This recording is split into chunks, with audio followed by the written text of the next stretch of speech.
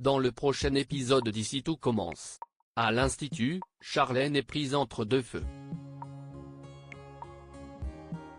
Au double A, Laetitia cherche à panser ses plaies. De leur côté, Malik et Maya sont comme chien et chat. Attention, les paragraphes qui suivent contiennent des spoilers sur l'épisode d'Ici tout commence diffusé lundi soir sur TF1.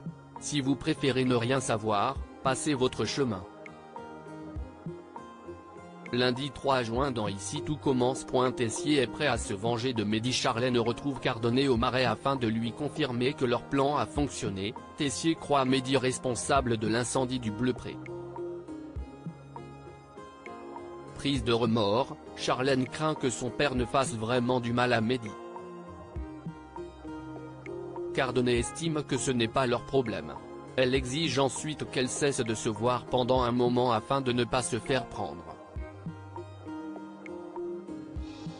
En cuisine, Tessier attend que Mehdi soit seul en train de travailler sur son dessert signature pour lui demander pourquoi il a mis le feu au Bleu Pré. Abasourdi, Mehdi clame son innocence. Tessier lui demande alors pourquoi il a appelé les pompiers, puis s'est enfui.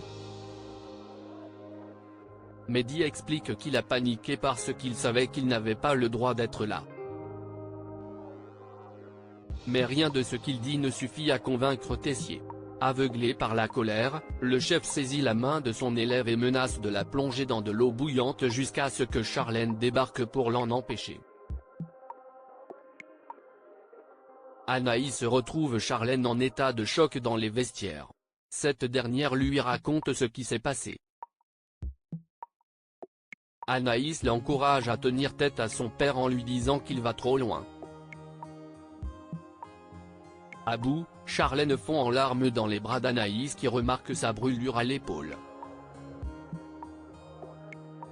À la fin de la masterclass, Anaïs essaye de faire comprendre à Tessier qu'il s'est trompé de coupable.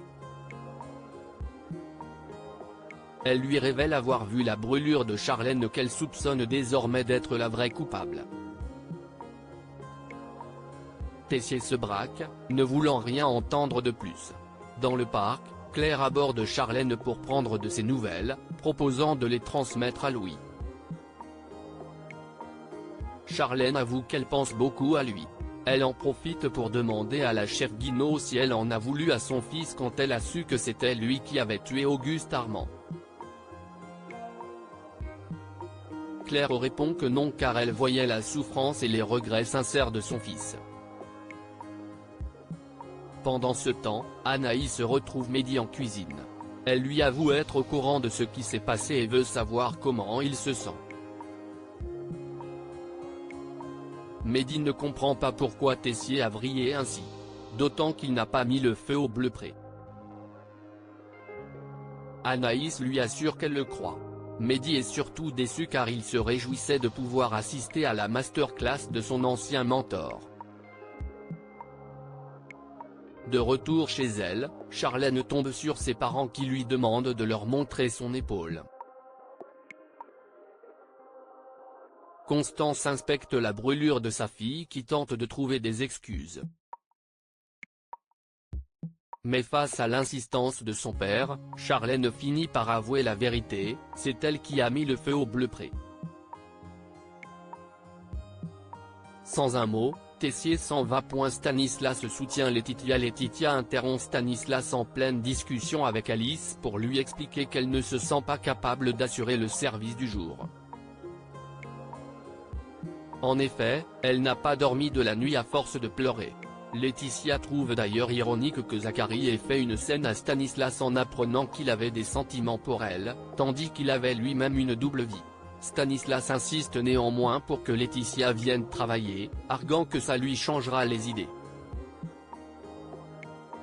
Au double A, Alice avoue à Stanislas être étonnée d'apprendre qu'il avait des sentiments pour Laetitia car ils ont tous les deux un caractère opposé. Elle croyait qu'il fallait absolument avoir des points communs dans une relation. Stanislas le lui confirme, ajoutant qu'il y a parfois le charme qui joue aussi.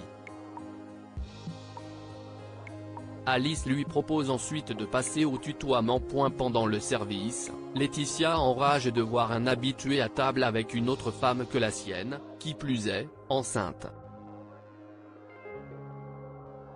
N'y tenant plus, Laetitia débarrasse le client en lui demandant quel mensonge il a inventé pour pouvoir venir déjeuner avec sa maîtresse. Le client rétorque qu'il est venu avec sa filleule pour fêter sa grossesse. Stanislas est obligé d'intervenir pour s'excuser auprès des clients. Morte de honte, Laetitia part s'isoler dans le couloir menant aux cuisines. Stanislas la rejoint, faisant preuve de compassion. Il regrette de l'avoir poussée à reprendre le travail dès aujourd'hui. Laetitia avoue avoir l'impression qu'elle ne se remettra jamais de sa rupture avec Zachary. Elle s'en veut d'avoir été aussi aveugle alors qu'il menait une double vie. Stanislas lui rappelle au contraire que cela fait partie de son charme, c'est une femme entière, et elle aime les gens passionnément.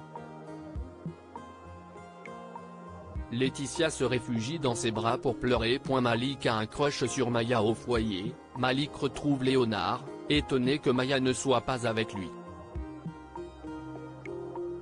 Léonard explique que Maya lui fait la tête à cause de ce qu'il lui a dit la veille, à savoir, que si le roi lui faisait autant de compliments c'est parce qu'elle couchait avec lui.